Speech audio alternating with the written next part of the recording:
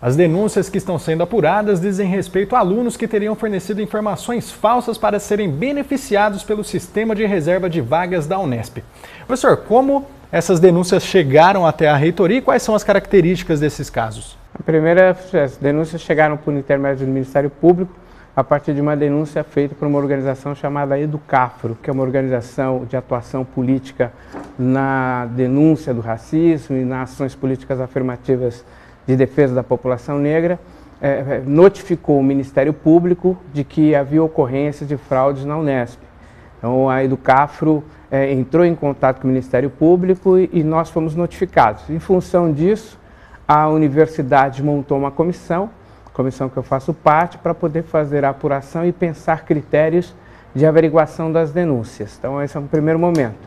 O segundo momento é que surgiram a partir das ações deflagrada pela reitoria. A reitoria, através da Pró-Reitoria de Graduação, a Prograde, solicitou às diretorias técnicas acadêmicas de cada uma das unidades que, caso observasse inconsistência na autodeclaração de pretos, pardos e indígenas, deveria entrar em contato com a universidade. Então, são dois níveis diferentes e canais diferentes. A primeira foi notificada pelo Ministério Público a partir de uma denúncia do Educafro e o segundo foi a iniciativa da reitoria de solicitar às diretorias técnicas acadêmicas que informasse caso observasse inconsistência entre a autodeclaração e a pessoa diretamente envolvida nessa autodeclaração. O sistema de reserva de vagas da Unesp ele beneficia estudantes de escolas públicas e também resguarda algumas oportunidades para alunos pretos, pardos e também indígenas. As fraudes que estão sendo apuradas, elas dizem mais respeito ao aspecto de escolaridade ou ao aspecto étnico dos candidatos? Autodeclaração. O que é que tem sido observado? Na autodeclaração, sempre houve uma autodeclaração como sendo o aspecto mais importante da identificação cultural, da identidade das pessoas. Então teve sempre a autodeclaração. O Ministério Público observou que havia fraudes na autodeclaração. A pessoa é branca, então ela se autodeclara parda ou se declara negra. Para que isso possa ser checado, definiram-se critérios que se chamam de heterodeclaração. Então, para que você pudesse ter mecanismos e critérios os mais objetivos possíveis para poder fazer essa averiguação, optou-se pelo fenótipo. Então, são aspectos característicos. De modo geral, quanto mais parecido com o negro, mais a pessoa tem como confirmar a sua identidade. A teoria é muito simples, ela parte do pressuposto de quanto mais é escura a pele da pessoa, mais obstáculos ela tem na construção da sua cidadania. Então, a orientação do Ministério Público é essa, que você crie mecanismos e critérios de heterodeclaração baseada no fenótipo das pessoas. E professor, qual que é o maior desafio em apurar esse tipo de ocorrência?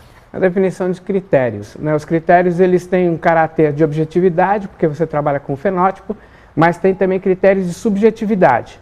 O que me parece mais importante é a definição feita por um documento elaborado pelo IBGE, falando sobre o desafio da autodeclaração.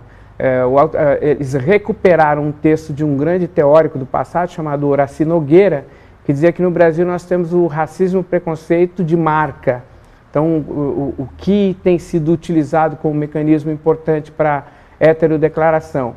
Características físicas, cor de pele, textura do cabelo, formato do nariz, dos lábios, aquilo que, de modo geral, identifica o elemento negro, a pessoa negra. Então, o desafio é você construir consensos em relação a esses critérios.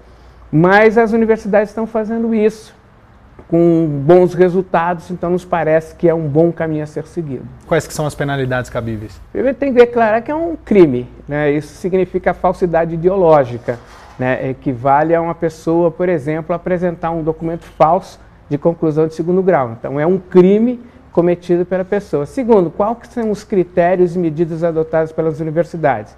A Universidade Federal Fluminense, a Universidade Federal do Espírito Santo, a Universidade Federal de Pelotas, ela optou pela desclassificação, quando era o processo próximo do vestibular, ou a expulsão de alunos.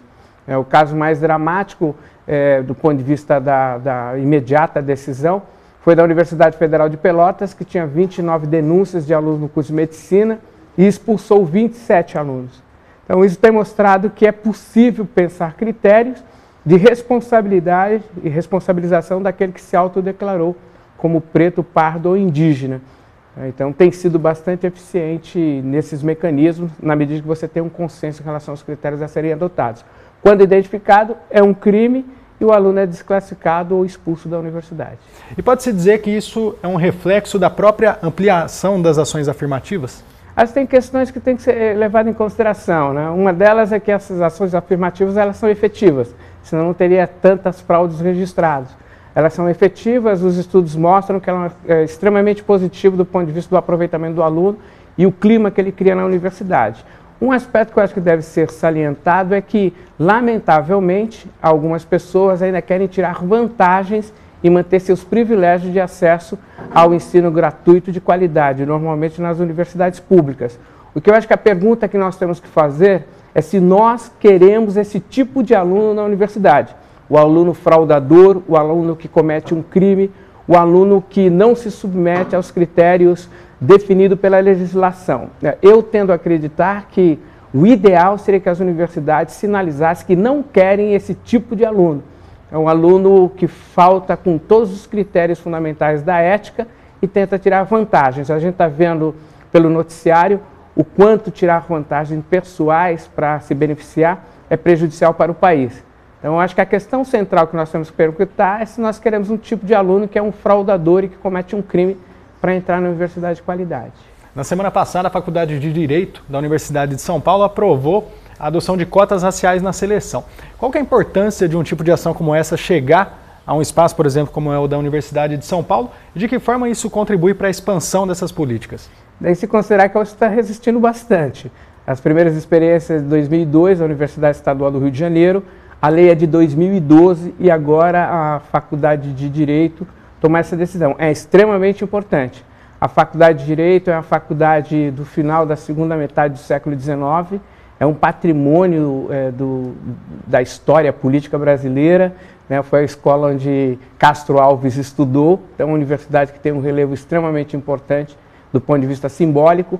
A Universidade de São Paulo ainda é a maior universidade do ponto de vista do impacto da produção científica no Brasil, então é importante que ela tome essa decisão.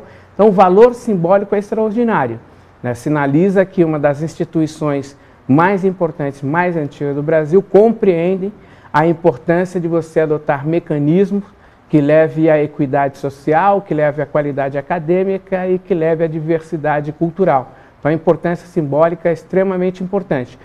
Toma essa medida quase 3 anos depois de nós termos tomado na Universidade Estadual Paulista, mas sinaliza que é uma medida muito bem adotada, tomada, e está em consonância com a perspectiva das políticas de inclusão que nós estamos adotando no Brasil.